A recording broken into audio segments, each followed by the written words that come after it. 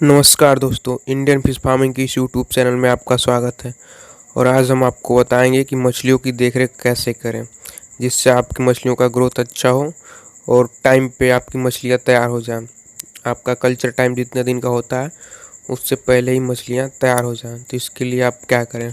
तो दोस्तों देखिए, क्या होता है कि कई बार जब हम नया तालाब बनवाते हैं या पुराना ही तालाब होता है हमारा, तो हम सब कुछ तो टाइम पे अवेलेबल करते हैं, लेकिन टाइम पे रह के वहाँ फार्म पे और उन सभी चीज़ों को समय पे फार्म पे नहीं डलवा पाते हैं, या कभी ज़्यादा या कभी कम हो जाता है, या फिर ब्रीड पे अच्छा फोकस नहीं कर पाते हैं, अच्छे बच्चे नहीं ले पाते हैं अच्छी हैचरी से, या फिर दाना अच्छी क्वालिटी का नहीं लेते हैं। क्योंकि जितने भी फ्लोटिंग फीड आते हैं, जहाँ तक हम जानते हैं 90 या 100 दिन तक की उनकी डेट होती है, उसके बाद एक्सपायर्ड हो जाता है दाना।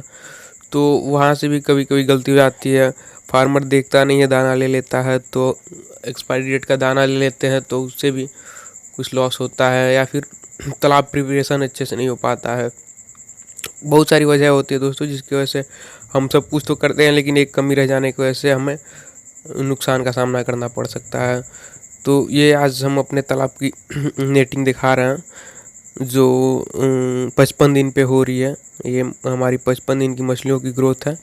ये 100 लाइन की सभी मछलियाँ पड़ी थी तालाब में, और आज इनका 55 दिन हुआ। और ये पहली नेटिंग है, क्योंकि अब तक 2 बार नेटिंग हो जानी चाहिए थी, लेकिन नेट न था। अच्छी नेट ना होने की वजह से हमने नेटिंग नहीं करा, पुरानी नेट फटी थी, तो इसलिए नई नेट बनवाने तक में लग गया इतना टाइम। तो आज ये 55 दिन का नेटिंग हो रहा है हमारे तालाब का।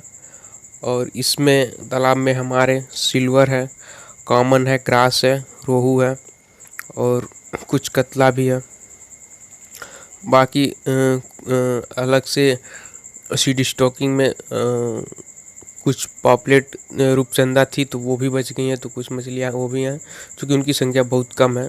वीडियो में आप देख सकते हैं वो बहुत कम है। मुख्य यही 5 हैं। तो सबसे पहले तो हम जब बच्चा लेते हैं तो पहली गलती तो वही हो जाती है, क्योंकि हम बच्चों को देख लेते हैं, बच्चे अच्छे हैं, एक साइज़ के दिख जाते हैं, हम बच्चा ले लेते हैं। लेकिन ऐसा नहीं करना चाहिए। आप बच्चा ले रहे हैं तो पहले उस हेचरी वाले से पूछिए कि बच्चे इनब्रीडिंग के तो नहीं है। क्योंकि अगर माँ और बाप बच्चों के एक ही माँ बाप की संतानें होंगी, तो वो बच्चे इनब्रीडिंग हो जाते हैं, अच्छे ग्रोथ नहीं ले पाते हैं। बच्चे क्रॉस ब्रीडिंग के हों कभी भी। अगर आप कोलकाता साइड से सीड मंगाते हैं, तो वहाँ ये इस बात पे फोकस किया जाता है, वहाँ क्रॉस ब्रीडिंग होती है। लेकिन लोकल हेचरियों में हमने कई बार देखा है, कई बार लोग इस पे फोकस करते हैं, कई बार नहीं कर पाते हैं। तो इन ब्रीडिंग के बच्चों में कई बार होता है कि कुछ बच्चों का ग्रोथ ज़्यादा हो जाता है और कुछ बच्चों का ग्रोथ कम होता है।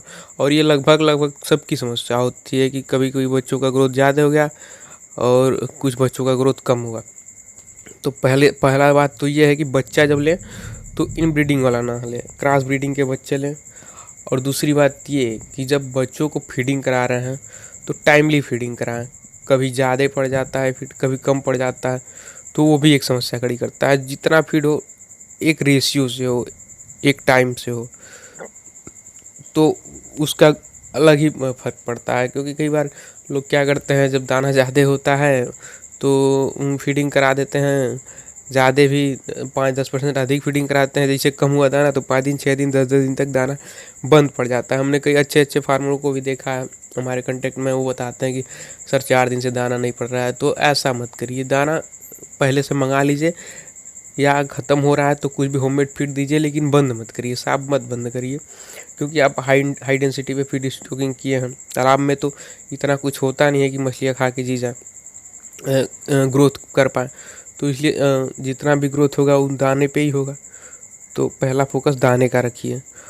और तीसरी बात ये कि तालाब अगर आप आईएमसी करते हैं तो तालाब में प्लांटन पे भी फोकस करें। क्योंकि प्लांटन जो होता है मुख्य आहार होता है मछलियों का। और चूँकि जब हम हाई डेंसिटी पे करते हैं तो उतना प्लांटन तो तालाब में अवेलेबल नहीं हो पाएगा, लेकिन फिर भी तालाब का प्लांटन मेंटेन रहे। अगर तालाब का प्लांटन मेंटेन रहता है तो वो आपका प्लस पॉइंट बनता है।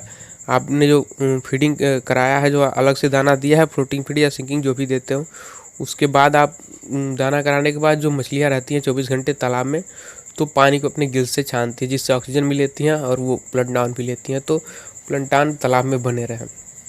इसके लिए बहुत सारी मार्केट में दवाइयाँ आती हैं, अलग से वीडियो हम बना देंगे उसके लिए भी।